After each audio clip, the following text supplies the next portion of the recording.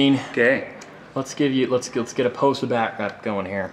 Okay. What let's start with, obviously what was your MVP? Do you still feel it was those scarabs? I do feel it was those scarabs. Made quite a difference, slowed me down. Absolutely, because I mean right here was just a mess. And that was one of the weaknesses I try to exploit. When someone's bringing a lot of transports, if you can get a couple of them in the front to be immobilized, then that forces them to move around. It forces them to kind of change up their game plan. I felt like that did happen. I feel like all of these people getting right up at me would have happened a lot sooner if it weren't for those scarabs doing what they did. So, really appreciate those scarab guys. Thought they did a lot for me. I needed, one more turn of movement, and then I could have just really dominated this area of the board. So that was good. They were good. Yeah.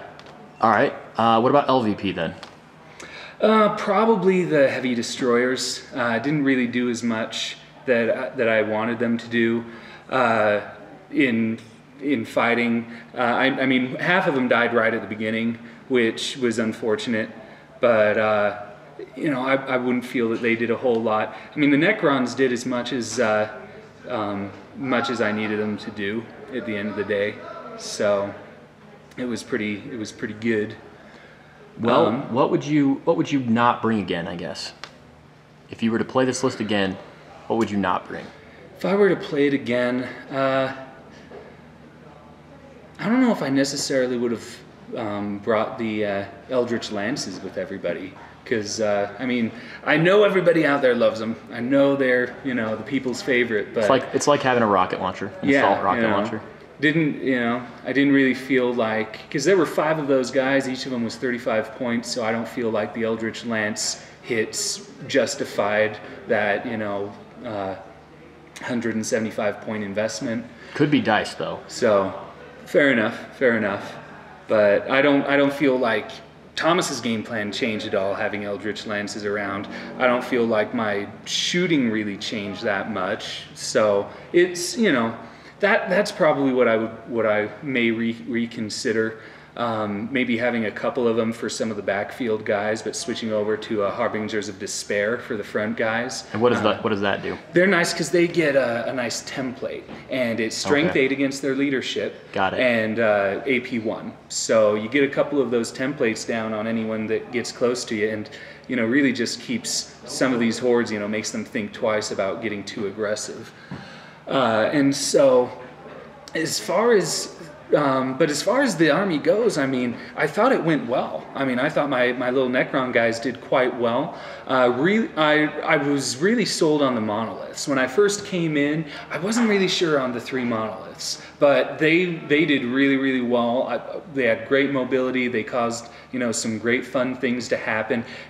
Every time the monoliths came up, it was just a joy. Whether they were plasma whipping stuff or, inviting people to parties at their place, they were great. I think as far as doing things differently, I might have at the very, very end, rather than counting on the morale check for those people to run, I might have, after I saw that the shooting did not cause them to move away, rather than rely on the chance of the morale check and run my guys in, I probably could have shot at St. Celestine because she only had one more wound left. So if I could have done, odds of putting a wound on her probably were better than the odds of those, the sisters failing their morale check. That could have given me better odds of taking the win. Right. So, because if she was dead, then she wouldn't have had a chance to get back up. Right? She wouldn't have, but I would have been within 3 inches of her anyway. So I would have still counted it as an objective.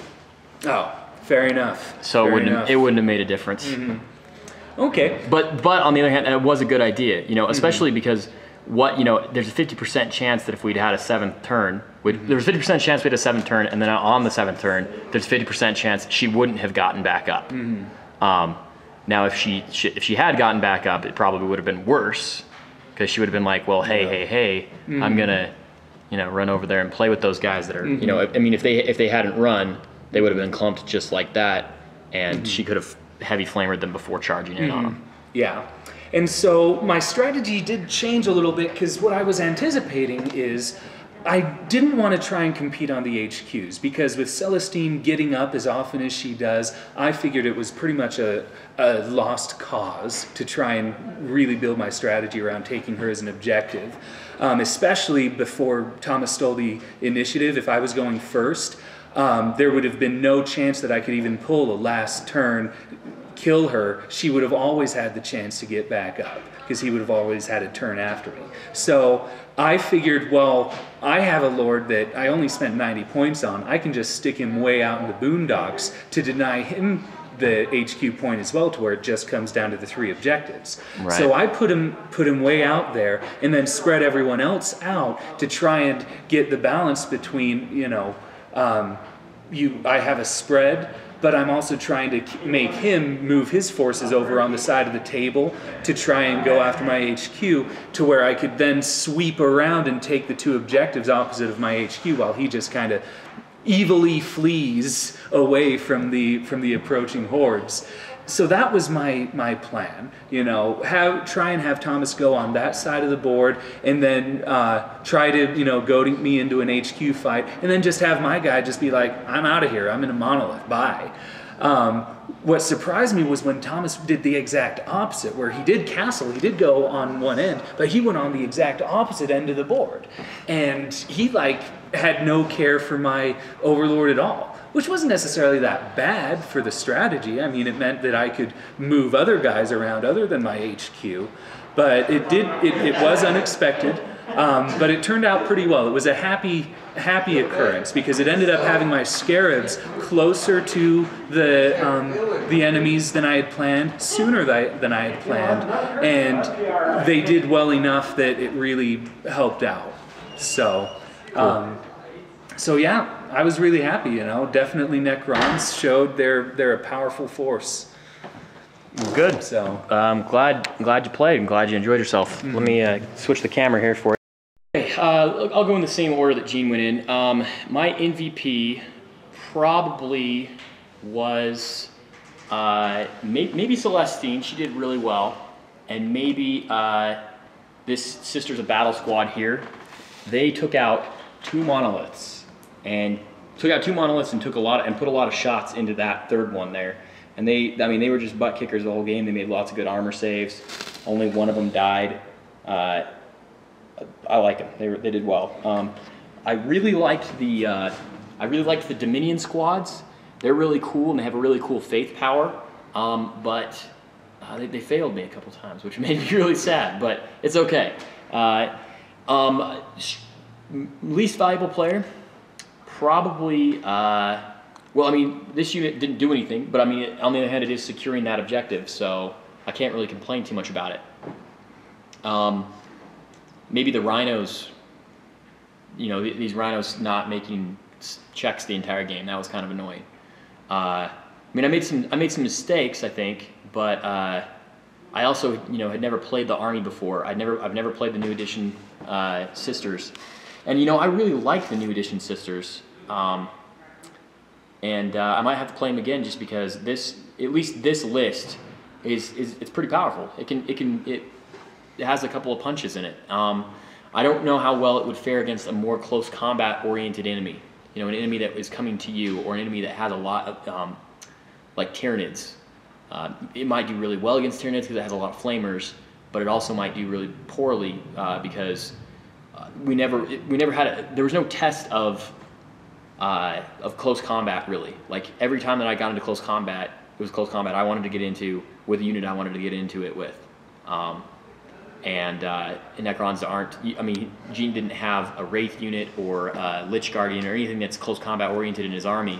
So it was just kind of a situation of, well, I'm going to get in there and then beat these guys up. So even if I had gotten in combat with my Sisters of Battle, you know, I had a power sword on the superiors, and they would have done okay. You know, I mean, they would have been at least as good off as a unit of warriors. I mean, there's some differences. They would have had better armor, but worse strength and toughness. So I can't really say that it's a real good test of whether or not this army could hold up against the close combat army, so I'd like to play it again. It is a customer's army, so I'm not going to get the opportunity to play it again, but I could maybe get to play against it. He's coming to get it, so we'll see how that goes. I would say that strategy-wise, I was never going to go over there because I didn't know what your Lord had, so I had no idea that he was just a 90-point guy. I could have checked your list, but I didn't. So I had no idea that he wasn't some sort of extra yucky nastiness. But I looked at the way that your forces were aligned, and you had both the destroyers on the ends, which meant that they had limited 36-inch arcs, kind of circles, meaning that if I castled here, at least a couple of turns, I'm going to deny one of them. So the other thing was, if I had gone over here, I would have been further away from the wraiths. You're right, but the wraiths are not the wraiths. I'm sorry. The scarabs are beasts. So I played against enough Space Wolf players with Thunderwolf Cav to know that it doesn't matter how far out you're from them, they're going to get to you pretty much when they want to get to you. Rather than him getting a first turn charge, basically, he probably would have gotten a second turn, or at the very latest, a third turn charge. So they were going to come no matter what. And so I decided, hey, I'm going to just, come get me kind of thing. I didn't expect to seize the initiative. So the way that I had castled up, my hope was that they would come out and maybe he probably would have kept them in the terrain, but I could have rushed up with some flamer guys, with the minions with the flamers, and popped out and flamered them, or popped out. So I felt pretty good about that. I didn't feel bad about the wraiths. The other reason that I castled on this side was there were the fewer units. You had more units of warriors stacked, which, while the Eldritch Rays didn't do as much as you wanted them to, you had more of them over here. So that's more strength 8 shots at my puny armor 11. So that would have made me unhappy. But so that's why I castled over this direction, so I could face a smaller amount of your forces with more of my forces, and that worked out pretty well. I was pretty happy with that. I was surprised a couple of times. There were several times where with your monolith, rather than backing up, you got in my face, and it worked over here real well. But this one I was like a surprise at. I mean, yeah, you took out the Retributors because I rolled trashy, but if you'd backed up, I might not have been in range with my Meltas to blow it up. And the big problem is with the Sisters Army is you either have to have a lot of multi-Meltas and get within 12 inches, or you have to have a lot of Meltaguns, and get within 6 inches, because the armor 14 otherwise will just laugh at you.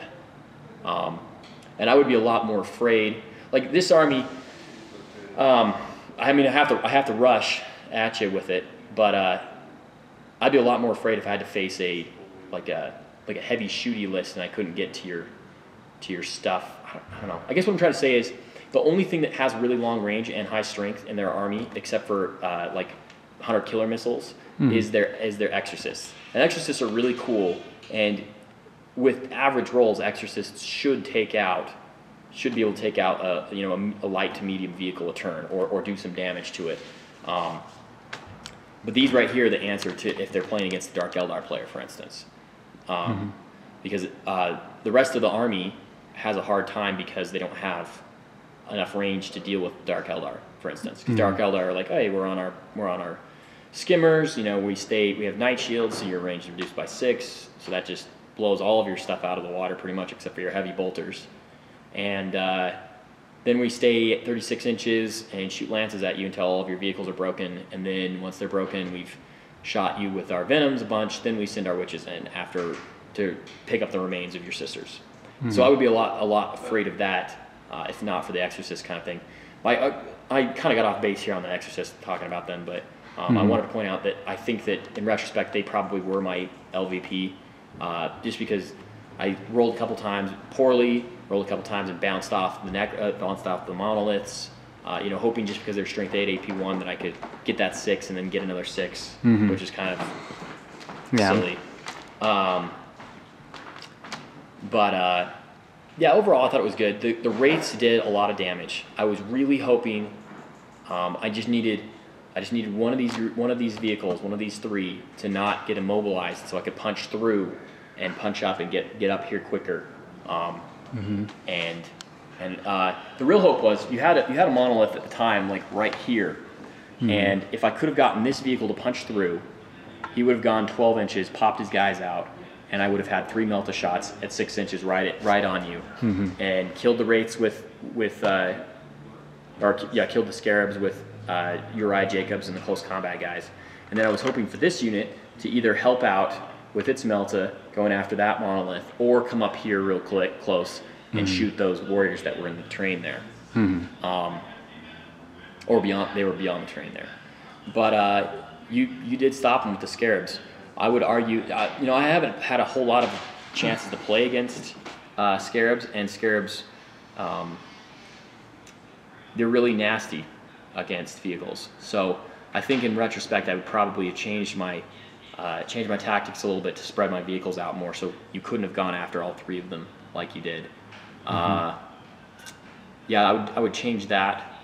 And I think that was the only real big mistake, in my opinion, that I made tactically. I feel like I made some other good choices, and there were some other mediocre choices or whatever. But the dice will determine whether or not you play well, even if your strategy is really good. The only other thing I think I made a mistake on was I decided to take Uriah Jacobs guys up here, and I just totally forgot about your door. Just didn't even think about the fact that you were close enough to go 6 inches and suck most of the unit in.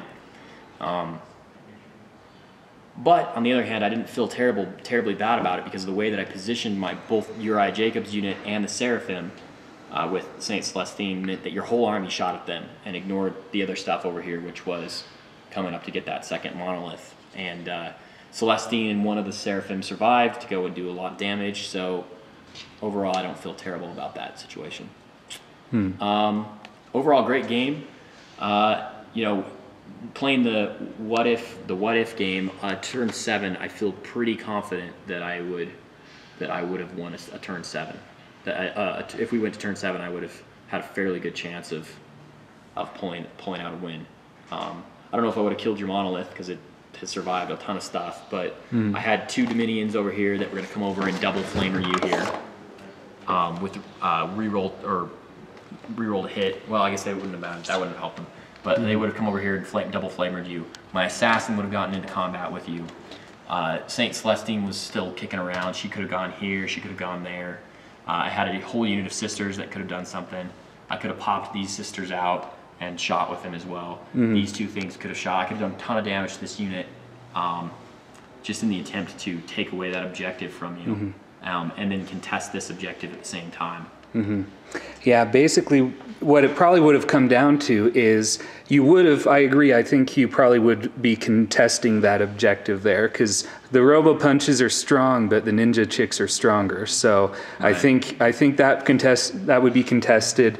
It would all come down to being able to kill Saint Celestine and these 5 guys off, to where I'm holding both Saint Celestine and the middle one. That would have been the question there, and I don't know. I mean, well, and I would have brought these chicks that would have come in too. They would have been there. Like I probably would have moved with them so I could try and just get a Melta shot. But if I didn't move far enough to get a good Melta shot, I would have run with them as well. And that averages say that I'll get really close to being within that 3 inches of the objective there. Yeah. So it would have been an exciting showdown. Well, anyway, thanks for watching. I hope you guys enjoyed. Please comment, ask, say, hey, I would like to see this. I try and watch the comments. I can't always do what you guys want, and I'm not always going to do what you guys want, because everybody on the internet is whiny at some point or another. And but I love you guys.